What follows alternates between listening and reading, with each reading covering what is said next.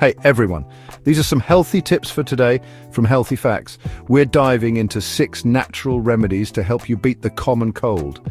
Let's get started. Now, we've all been there, that scratchy throat, the sniffles, the overall feeling of being under the weather. The common cold, while usually not serious, can really throw a wrench in our daily lives. While there's no magic cure that will make it disappear instantly, there are certainly things we can do to support our bodies, ease symptoms, and potentially shorten the duration. It's all about giving your immune system the best possible chance to fight back effectively. Today, we're not just talking about old wives' tales. We're looking at remedies that have some traditional backing and, in some cases, scientific interest. It's important to remember that natural doesn't always mean risk-free, and individual responses can vary. My goal here is to provide you with information so you can make informed choices, always in consultation with your healthcare provider, of course. We'll explore how these remedies work, what to look for, and how they might fit into your cold-fighting arsenal. So, grab a warm drink, get comfortable, and let's explore these 6 natural hacks. We'll cover everything from soothing throat relievers to immune-boosting agents. I'm excited to share this information with you because empowering you with knowledge about your health is what we're all about here. We want you to feel prepared and proactive when that next cold tries to take hold. Let's jump right in and see how we can tackle these pesky viruses together, the natural way. All right, first up, we have a classic combination that many of us probably grew up with, honey and lemon. It's like the dynamic duo of the cold-fighting world. This isn't just something your grandma recommended, there's some genuine reasoning behind its enduring popularity. And let's be honest, grandmas know their stuff. When you're battling a cold, a sore throat is often one of the most irritating symptoms. It's like your throat decided to throw a tantrum. Honey, with its viscous texture, provides a wonderful coating for the throat. Think of it as a sweet, sticky superhero cape for your throat. This coating action can help to reduce irritation and calm that raw, scratchy feel. It's like a spa day for your throat. It's like a natural lozenge, but in liquid form, offering immediate, albeit temporary, relief. And who doesn't love a good temporary fix? Think of it as a gentle, sweet blanket for your inflamed throat tissues. A cozy, honey-flavored blanket. Now let's talk about the specific properties. Because honey and lemon aren't just pretty faces. Honey, especially raw, unprocessed varieties like Manuka honey, has been studied for its antimicrobial and anti-inflammatory properties. It's like the Swiss Army knife of natural remedies. While it's not going to kill the cold virus directly in a significant way systemically, locally in the throat, it might help manage bacterial superinfections that can sometimes complicate a cold and contribute to soreness. Basically, it's like a bouncer for your throat, keeping the bad guys in check. The lemon, on the other hand, brings a couple of things to the party. And it's not just there for the zesty flavor. Firstly, it's a good source of vitamin C, an antioxidant that plays a role in immune function. Think of it as the bodyguard for your immune system.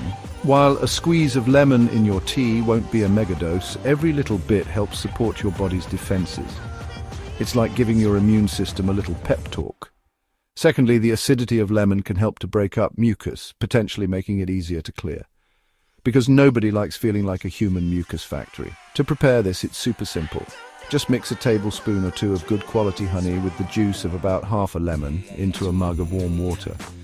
It's like making a magic potion, but tastier. It's crucial that the water is warm, not boiling hot, as excessively hot water can degrade some of the beneficial compounds in honey and can also scald your already sensitive throat. We want to soothe the throat, not turn it into a sauna. Sip it slowly, allowing the mixture to coat your throat.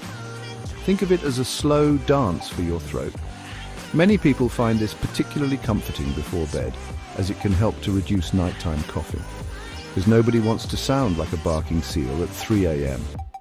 Remember though, honey should not be given to infants under 1 year of age due to the risk of infant botulism. Babies and honey are not a match made in heaven. For older children and adults, however, it's a generally safe and pleasant way to find some relief. And who doesn't love a little sweet and sour comfort? Next on our list is ginger tea. a remedy that's been cherished in traditional medicine for centuries, and for good reason. Ginger, or if we're getting scientific, is a root packed with bioactive compounds, most notably gingerol. This compound is responsible for many of ginger's medicinal properties, including its potent anti-inflammatory and antioxidant effects. When you have a cold, inflammation is a key player in many of your symptoms: the sore throat, the stuffy nose, the general aches. By helping to modulate this inflammatory response, ginger can offer some much-needed comfort and potentially help you feel a bit less miserable while your body fights off the infection. Beyond its anti-inflammatory prowess, ginger is also well known for its ability to settle an upset stomach. Sometimes, especially if you have post-nasal drip or are swallowing a lot of mucus, a cold can come with a bit of nausea or indigestion. A warm cup of ginger tea can be incredibly soothing for the digestive system, helping to calm that queasiness and make you feel more comfortable overall. Furthermore, ginger has diaphoretic properties, meaning it can promote sweating. This might sound a bit odd, but in some traditional practices, inducing a mild sweat is believed to help break a fever or help the body expel toxins, though the scientific evidence for the latter is more traditional than robust. Nevertheless, the warming effect of ginger tea is undeniable and very comforting when you're feeling chilled. Making ginger tea is straightforward. You can use fresh ginger root, which I highly recommend for the best flavor and potency, or good quality ginger tea bags. If using fresh ginger, take about a 1-inch piece, peel it, and then slice or grate it.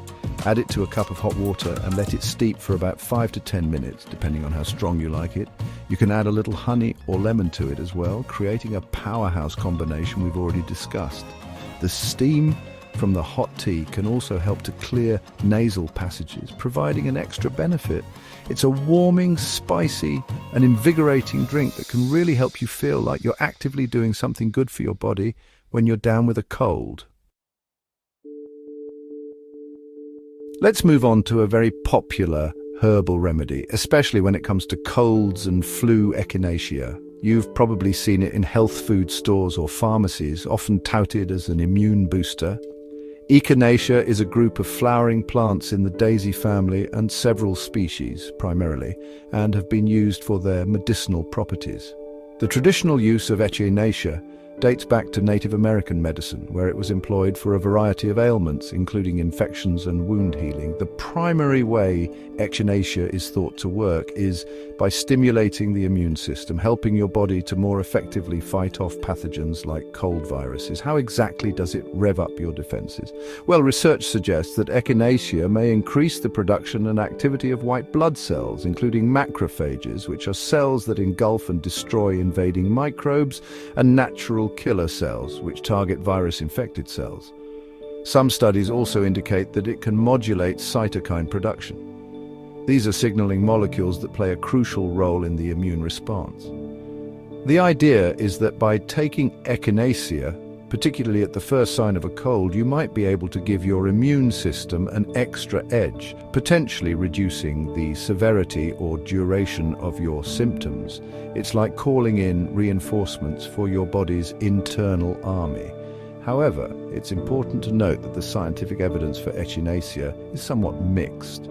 Some studies show a modest benefit in reducing the length or severity of colds, while others have found little to no effect. The variability in results could be due to differences in the species of echinacea used, the preparation method, tea, tincture, capsule, the dosage, and the timing of when it's taken. Generally, it's considered most effective if started as soon as you feel symptoms coming on and used for a short period, typically 7 to 10 days.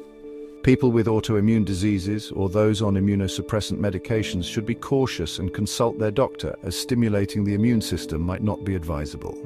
It's available in many forms, so if you choose to try it, look for a reputable brand and follow the dosage instructions carefully.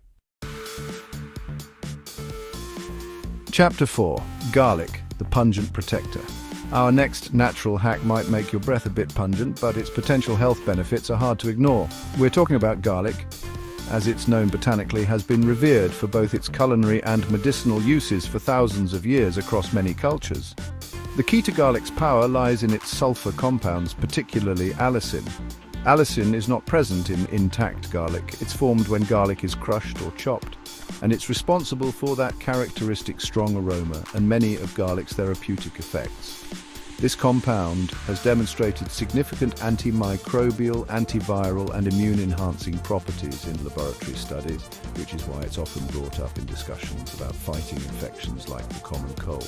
So what does the science say specifically about garlic and colds? Several studies have investigated this. For instance, a notable Cochrane review looked at the evidence and found that one trial suggested garlic supplementation might prevent occurrences of the common cold, but more research is needed to confirm this.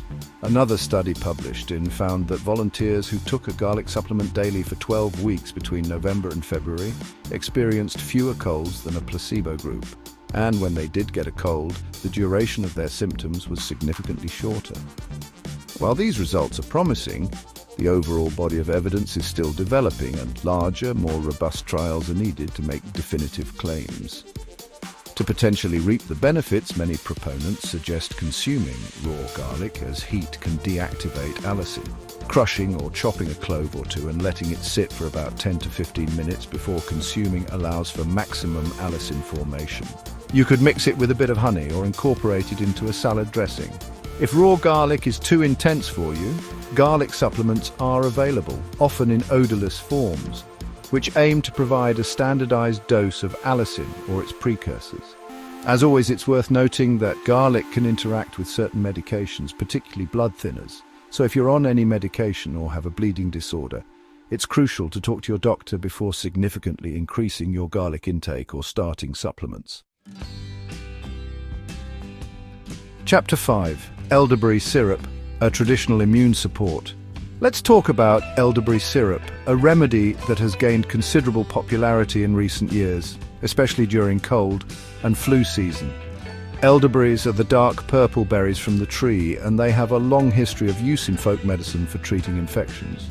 From my perspective as a physician, I've certainly seen an increase in patients asking about it and reporting positive experiences, which always piques my interest and encourages a deeper look into what the traditional wisdom and emerging science might tell us. The berries are rich in antioxidants, particularly anthocyanins, which give them their deep color and contribute to their health benefits. The proposed mechanism for elderberry's effectiveness against colds and flu revolves around its potential antiviral and immune-modulating properties. Some research suggests that compounds in elderberry can inhibit the replication of certain influenza viruses and may also help to reduce the excessive inflammatory response that contributes to many cold and flu symptoms. For example, some studies have indicated that elderberry extract can block viral hemagglutinin spikes, preventing viruses from entering host cells. This is a fascinating area of research, and while it's more studied for influenza, the general immune support it offers could be beneficial for common colds too, which are caused by a different set of viruses, but still challenge our immune system. Many people, including some of my patients, have shared anecdotes about feeling that elderberry syrup helps shorten the duration of their colds or makes their symptoms feel less severe, especially if they start taking it at the very first sign of illness. While personal testimonials are valuable for understanding patient experience, it's important to look at controlled studies too.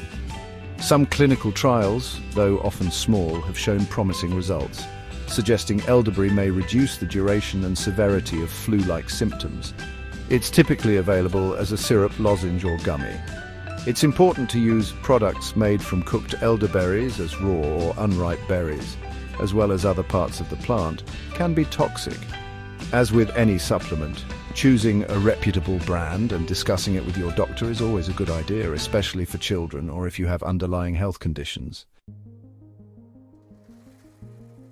Chapter 6. Steam inhalation, clearing the way.